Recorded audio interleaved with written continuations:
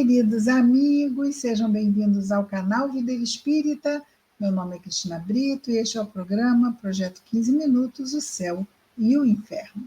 Aqui diariamente estudamos por mais ou menos 15 minutos o quarto livro da codificação espírita realizada por Allan Kardec, o Céu e o Inferno. Hoje vamos dar continuidade aqui ao nosso capítulo 4 da primeira parte deste livro, e o capítulo 4 tem o título de O Inferno. Ontem vimos o item 1, hoje vamos então começar com o item 2. Diz-nos então Allan Kardec: não podendo conceber senão o que via, e aqui ele está falando de como foi sendo construída no imaginário do ser humano a ideia de inferno. Não é? Então, não podendo conceber senão o que via, é muito difícil para nós imaginarmos o que acontece após o túmulo. Nós esquecemos isso, nos é tirada a lembrança. Por quê? Porque nós íamos lembrar de coisas que não são para lembrarmos.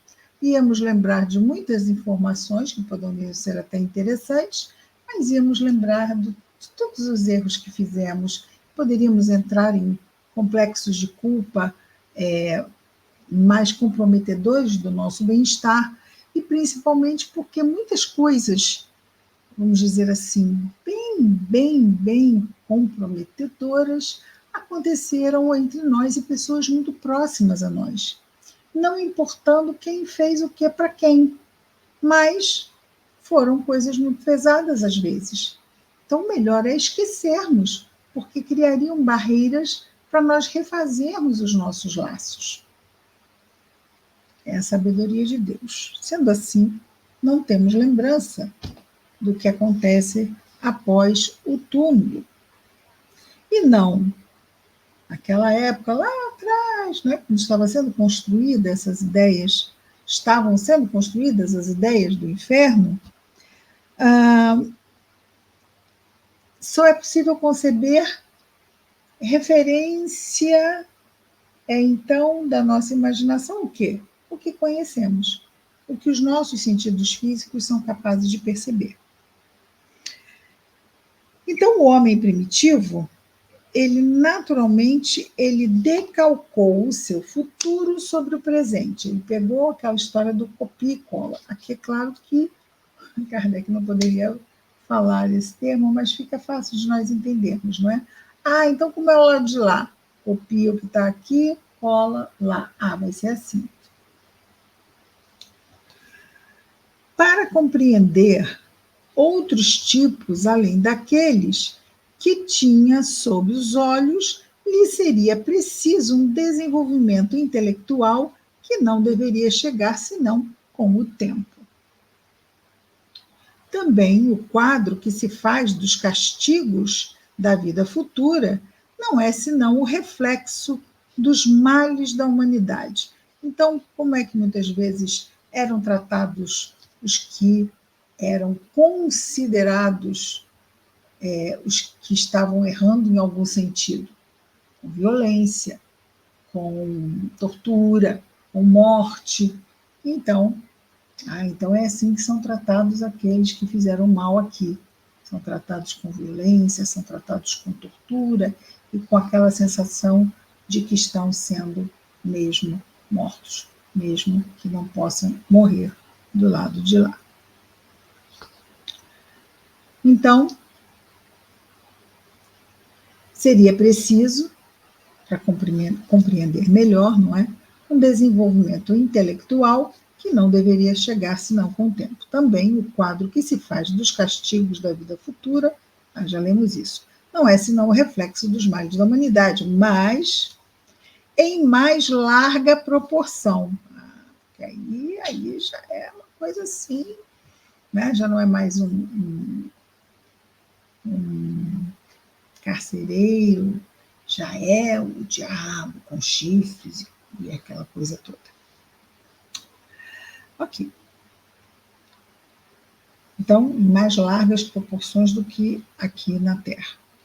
Reuniu, então, o homem de então, lá atrás, nós, lá no nosso passado, todas as torturas, todos os suplícios, todas as aflições que encontrava lá sobre a terra.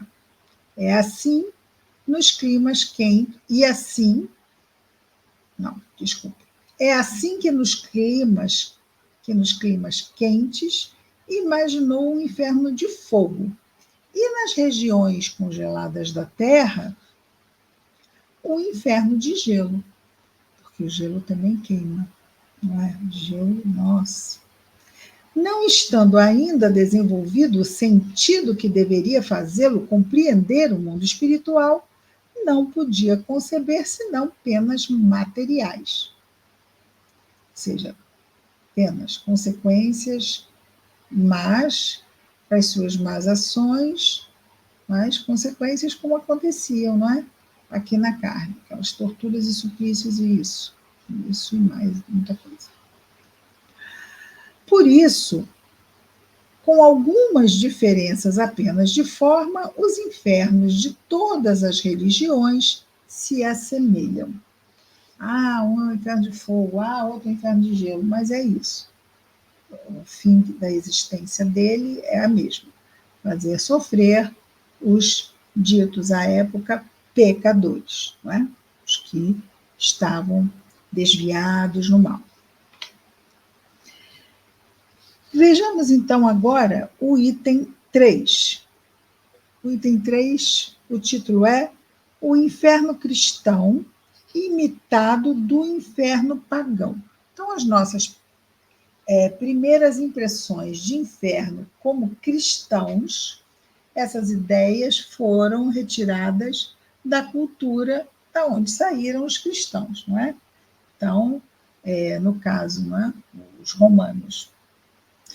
Sim, Jesus surgiu entre os hebreus, mas a doutrina cristã, ela se espalhou para o mundo a partir do Império Romano, quando no século IV, Constantino, o imperador romano, aplicou como religião do Império Romano não mais o politeísmo, a adoração de muitos deuses.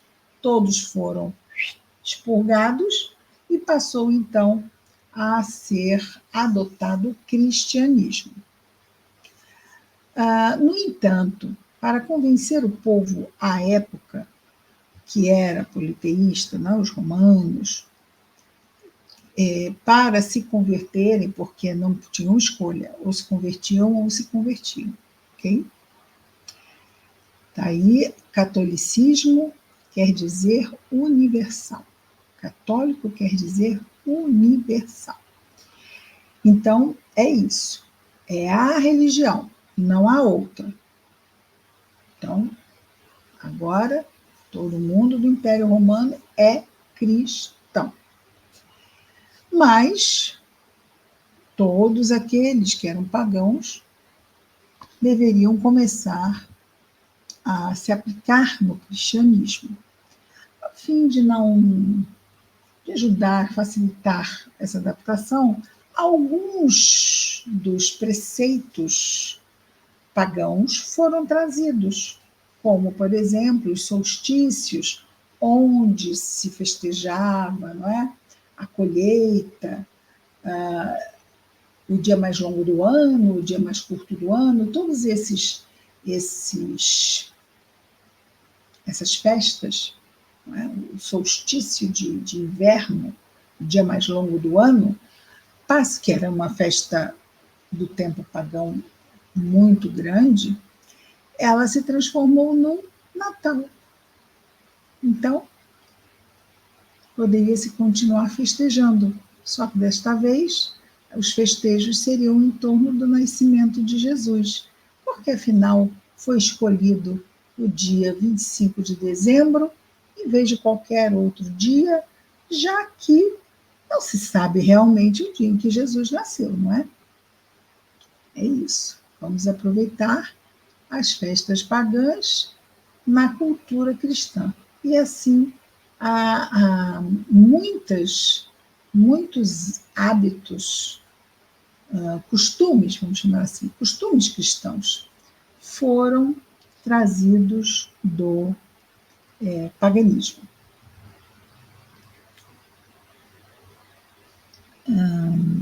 Vamos voltar aqui. Então, o inferno dos pagãos, descrito, diz Kardec, e dramatizado pelos poetas, foi o modelo mais grandioso do gênero, inferno pagão. Ele está perpetuado nos dos cristãos, que também ele teve seus cantores poéticos. Também no cristianismo, também o inferno teve os seus cantores poéticos. Comparando-os, o inferno pagão e o inferno cristão, neles se encontram, salvo os nomes de algumas variantes nos detalhes, numerosas analogias. Em um e em outro dos dois infernos, o fogo material é a base dos tormentos, porque é o símbolo dos mais cruéis sofrimentos. Mas, coisa estranha, os cristãos têm, sobre muitos pontos, exagerado o inferno dos pagãos.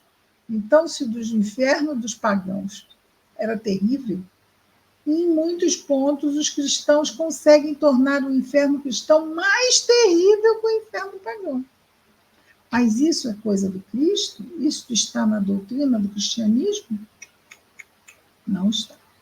Está na doutrina dos cristãos que estabeleceram o cristianismo como a religião do Império Romano. Se estes últimos, os pagãos, se os pagãos tinham nos seus infernos o tonel das deidades, a roda, aí ele vai falar assim alguns tormentos, ok? O tonel das deidades, a roda de Ixion, o rochedo de Sísifo, esses eram suplícios individuais. O inferno cristão tem para todos as suas caldeiras ferventes, das quais os anjos erguem a tampa para ver as contorções dos condenados. Mas olha só, que anjos sádicos, gostando de ver os outros sofrerem. Não faz sentido nenhum, né? Nenhum. E os caldeirões já eram suplícios coletivos. Um montão de gente ali fervendo junto. E os anjos levantando a tampa do caldeirão. Para quê? Para aproveitar o sofrimento dos sofredores. Ai, meu Deus. Ai. Evitarmos de falar no nome de Deus, então. Está lá, 10 mandamentos. Né? Deus ouve sem piedade os gemidos destes condenados durante a eternidade. Chega a doer. Jamais os pagãos descreveram os habitantes dos Campos Elíseos, entretendo a sua visão com os suplícios do Tártaro. Então, havia o Tártaro, que era o inferno, entre os pagãos, antes lá, o politeísmo romano, havia os Campos Elíseos, que era o céu. Mas aqui está dizendo que no inferno cristão, os anjos, os habitantes dos Campos Elíseos dos pagãos, iam lá destampar os caldeirões para verem, contemplarem aquele sofrimento todo. Então, não era assim na cultura pagã. Ficavam os bons nos Campos Elíseos, os maus no Hades, que o nome certo é